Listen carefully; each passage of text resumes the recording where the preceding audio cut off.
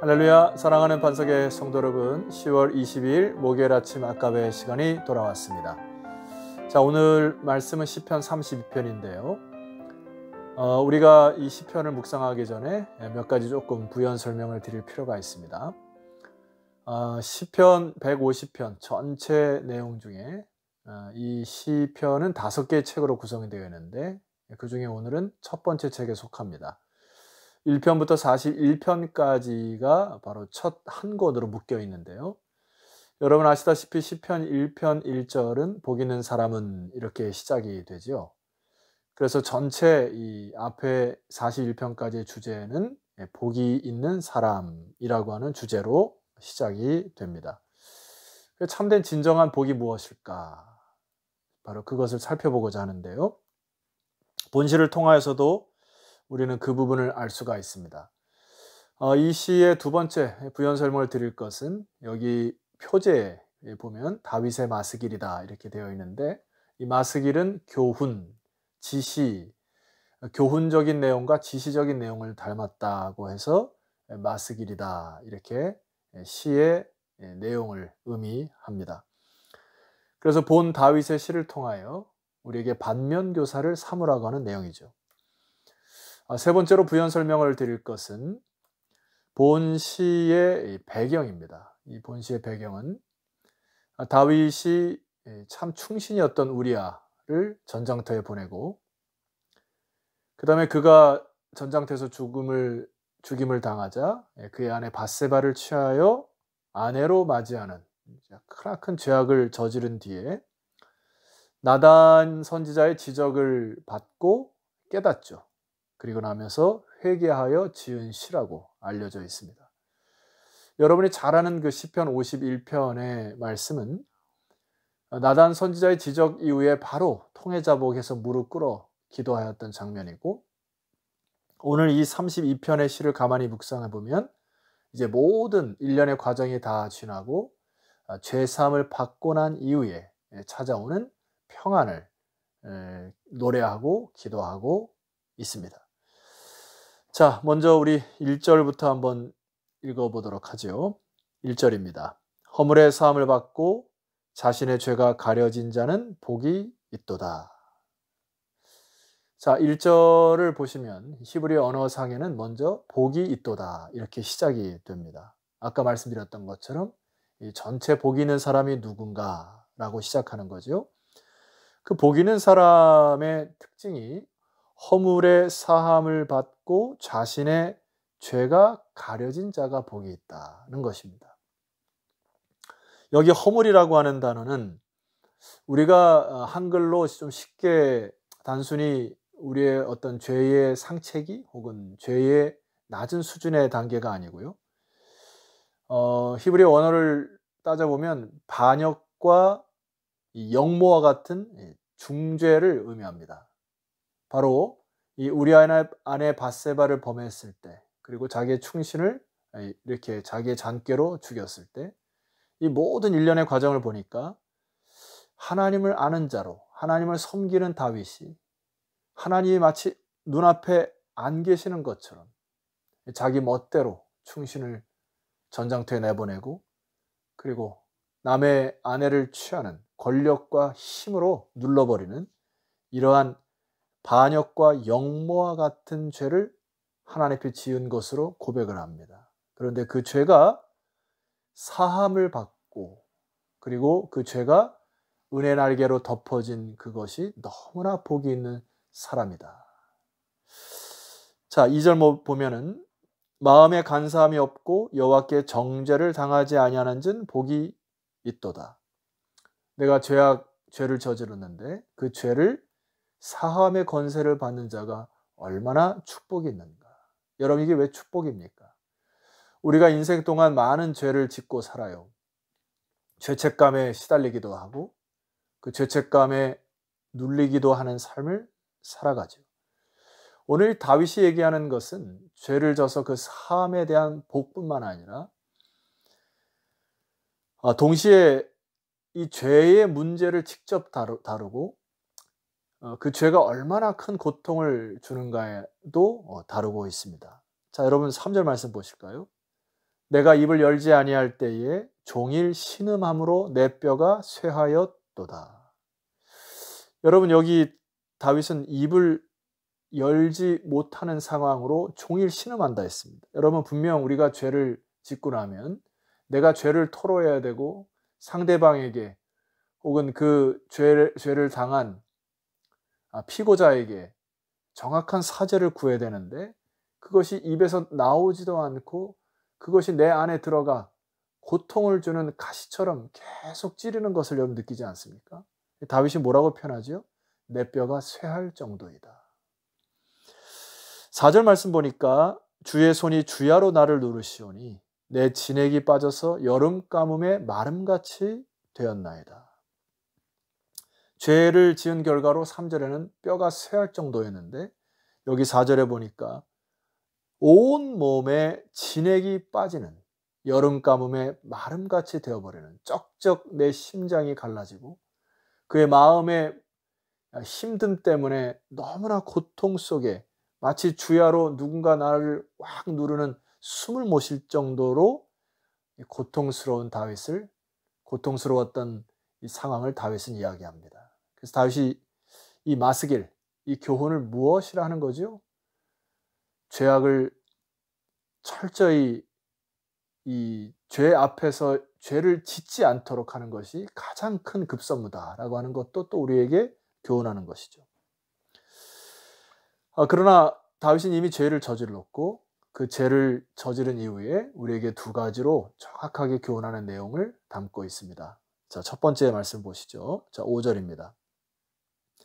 내가 이르기를 내 허물을 여호와께 자복하리라 하고 주께 내 죄를 아뢰고 내 죄악을 숨기지 아니하였더니 곧 주께서 내 죄악을 사하셨나이다. 첫 번째, 다윗은 무엇하라 하죠? 죄를 자복해야 한다. 주 앞에서 내 죄악을 숨기지 않아야 한다. 여러분, 이것이 너무나 중요한 것입니다. 여러분, 예수님도 이 죄에 대한 사함이 얼마나 중요한지 예수님이 십자가에서 돌아가실 때 가상 7원이라 해서 7가지 말씀 중에 여러분 첫 번째 말씀이 무엇인지 아십니까? 아버지여 저들을 사하여 주시옵소서. 인간에게 가장 필요한 것이 바로 죄 사함이라는 것입니다. 주님께서 제자들에게 가르쳐 주신 기도문에도 보면 우리에게 일용할 양식을 주시옵고 우리가 우리에게 죄 지은 자를 사하여 준 것 같이 우리의 죄를 사하여 달라고 하는 바로 이 죄를 사함에 대한 자복과 또 다른 사람에 대한 서로 지은 것에 대한 주님 앞에서 용서함이 너무나 중요하다는 거예요. 사랑하는 반석의 성도 여러분, 여러분이 오늘 하루 종일 묵상하여 내가 숨긴 죄가 무엇이고 또 다른 사람에게 드러나지 않은 죄가 무엇인지 잘 묵상하셔서 주께 자복하는 큰 은혜의 길로 가시기를 주 이름으로 축원합니다. 두 번째 방법인데요. 6절입니다. 이로 말미암아 모든 경건한 자는 주를 만날 기회를 얻어서 주께 기도할지라 진실로 홍수가 범람할지라도 그에게 미치지 못하리이다. 여기서 여러분들이 조금 더 깊이 묵상하고 생각해야 될 문장이 주를 만날 기회를 얻어서 이 표현인데요. 다른 성경이나 이 주석에 보면 이것을 이렇게 해석합니다. 적절한 때에 바로 그 순간에 내가 죄를 저지르고 난 이후에 바로 그 순간 죄를 깨달았을 때 바로 하나님 앞에 기도를 해야 한다는 것입니다. 다윗이 나단 선지자가 깨우치고 난 이후에 여기 표현해 보니까 진실로 홍수가 범람한다. 마치 이 평안한 그 가옥들이 있는 곳에 갑자기 물이 불어서 홍수가 막 범람하는 위기를 겪게 되는 것 같은 상황이 놓여 있습니다. 나단 선지자가 지적이 있을 때까지 그는 자기가 지은 죄를 몰랐고 그리고 그 이후에 간음으로 낳은 아이를 위해 일주일 동안 금식하기 시작했습니다. 그리고 기도를 했으나 그 아기를 결과적으로 잃게 되죠. 그런데 그 후에 하나님이 여디디야, 새로운 아기를 주시죠. 이 여디디야라는 뜻은 하나님께 사랑을 입은 자, 즉 솔로몬을 낳게 됩니다. 그리고 이 기도 이후에 사함을 얻은 이후에 다윗은 바로 벌떡 일어나죠. 그리고 하나님 앞에 낱낱이 주를 만날 기회를 얻어서 그 앞에 통회자복하고 하나님께 사함을 얻은 이후에 다윗은 새로운 힘으로 다시금 이러한 죄를 짓지 않겠다는 다짐과 결단으로 하나님의 은혜로 일어납니다. 뭐라고 기도했다고요? 이로 말미암아 모든 경건한 자는 주를 만날 기회를 얻어서 주께 기도할지라. 진실로 홍수가 범람할지라도 그에게는 미치지 못하리이다. 이제 다윗의 마음속에 하나님의 사함의 은총이 더 크게 넘치는 것을 볼 수 있습니다. 7절에는 이렇게 고백합니다. 주는 나의 은신처이오니 환난에서 나를 보호하시고 구원의 노래로 나를 두루시리이다. 죄에 대한 용서, 이것은 하나님으로부터 오기 때문에 하나님 앞에 철저히 죄 사함의 기도를 드리고 그분의 응답으로 인하여 노래하고 또 평안한 가운데 하나님을 찬양하는 다윗을 만납니다. 마지막으로 다윗은 우리에게 이렇게 교훈을 합니다. 8절 이하입니다. 내가 내 갈 길을 가르쳐 보이고 너를 주목하여 훈계하리로다. 9절 너희는 무지한 말이나 노새같이 되지 말지어다. 그것들은 제갈과 굴레로 단속하지 아니하면 너희에게 가까이 가지 아니하리로다.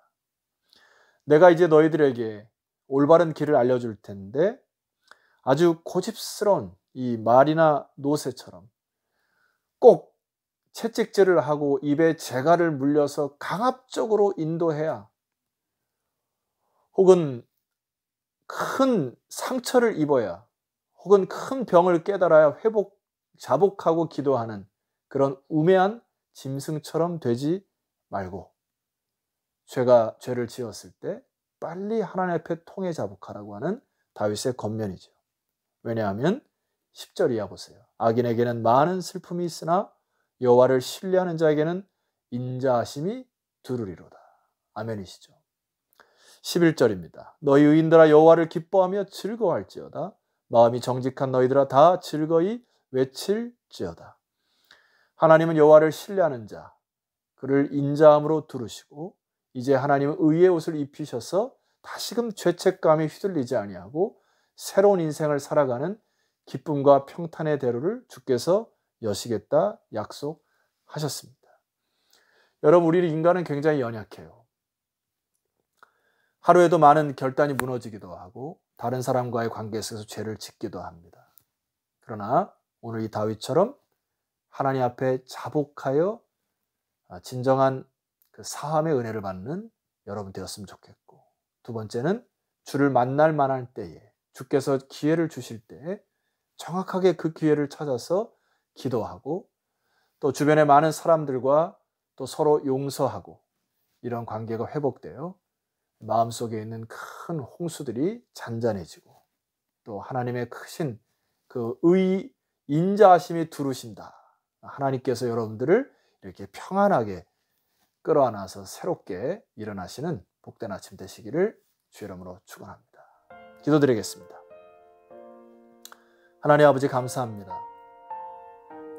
허물과 죄로 죽었던 저희를 살리셨고 또 지금도 여전히 우리의 연약함과 또 약함 때문에 죄를 질 수밖에 없지만 우리가 하나님 앞에 여전히 무릎 꿇어 나가면 주께서 죄 사하여 주신다는 약속하셨고 또 십자가의 원리가 우리를 하나님께로 인도하는 지름길이 되기에 오늘 그리스도인으로서 다시금 이 죄 사함의 권세를 믿음으로 나가게 하옵시고 주 앞에 죄를 통해 자복하여 마음에 있는 모든 무거운 짐들이 다 벗어지는 복된 하루가 되게 하여 주옵소서.